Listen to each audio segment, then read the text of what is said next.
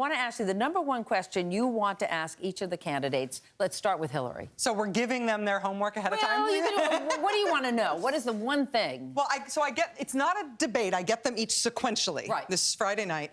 And I feel like there's a bunch of questions I want to ask all of them, and I'll ask a different version for each of them. But with Hillary, I feel like right now, this week particularly, one thing I really want to know about her is how she would handle Democratic politics across the country differently than President Obama. If she's going to be the leader of the Democratic Party, she's going to be the presidential nominee, she's potentially going to be the president. Well, under President Obama, he's done great in 2 elections, but Democrats have disappeared in the South. This forum is going to be in South Carolina. It's the first in the South.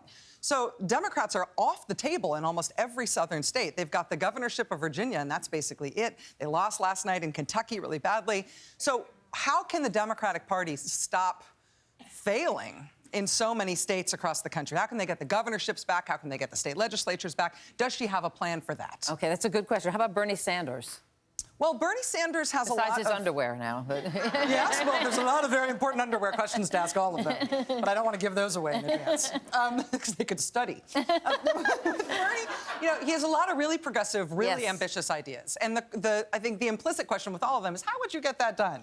You know, even the sort of centrist agenda of President Obama, it's been hard enough to get it done. So you want to, you know, he wants single-payer health care for everybody. He wants free college. How are you going to get this done? And his answer is usually that he wants a political revolution. He wants the 60% of people who don't vote to vote. And I think my question for him is, how do you do that? Like, that would be great. That works on paper. I don't know how we get there. Okay, and what about O'Malley?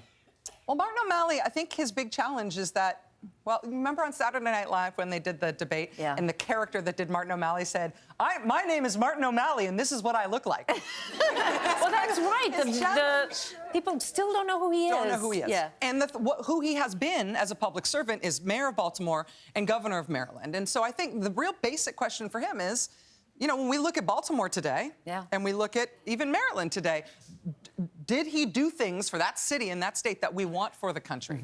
How does his past experience extrapolate to something that we want more of? And I think that's a hard question, going to be a hard question for him to answer.